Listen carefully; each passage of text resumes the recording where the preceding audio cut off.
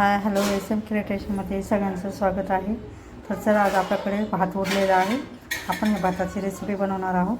तर इथे मी कढईमध्ये 2 चमचे तेल टाकून घेतलेलं आहे. तेल आपलं छान तापून झालेलं आहे. त्याच्यात आपण आता मोहरी टाकून घेणार आहोत.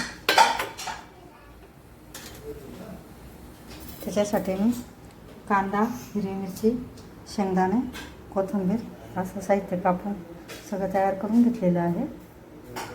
मी आता इथे अर्धा चमचा मोहरी टाकून घेतलेली आहे.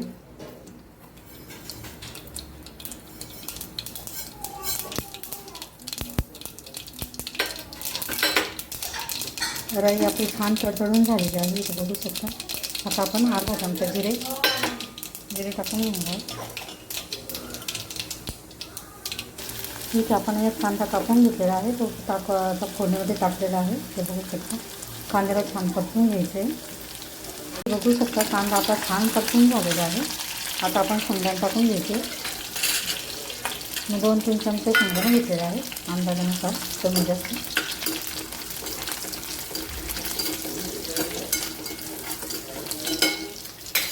साधारण माझ्याकडे एवढा भात आहे. बघू शकता. याला छान मोकळा करून घ्यायचे.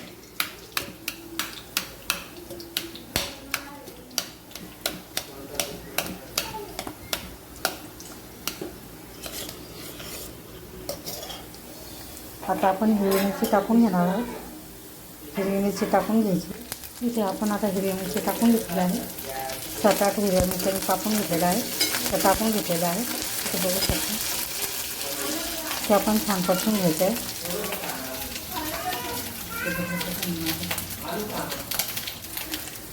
आता आपण हळद टाकून घ्यायची.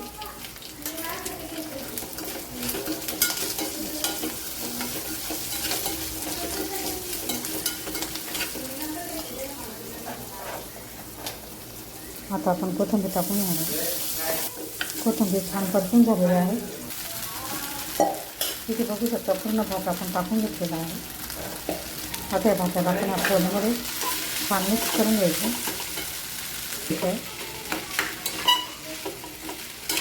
अशा पद्धतीचा तिखट भात खूप छान लागतो खायला. हा नाश्त्यासाठी पण आपण करू शकतो.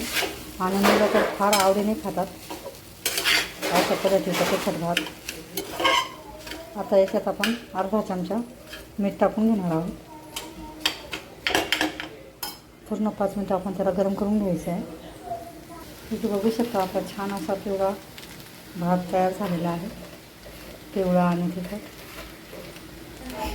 इथे अंदाजानुसार आपण मीठ टाकून घ्यायचं आहे. मी इथं अर्धा चमचा मीठ टाकत आहे. मीठ टाकल्यानंतर छान मिक्स करून घ्यायचं. अशा पद्धतीचा भात तुम्ही पण नक्की करून बघा.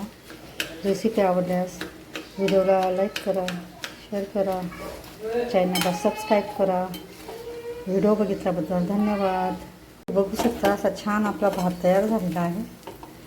ही रेसिपी आवडल्यास चॅनलला लाईक करा, शेअर करा, चॅनलला सबस्क्राईब करा. व्हिडिओ बघितल्याबद्दल धन्यवाद.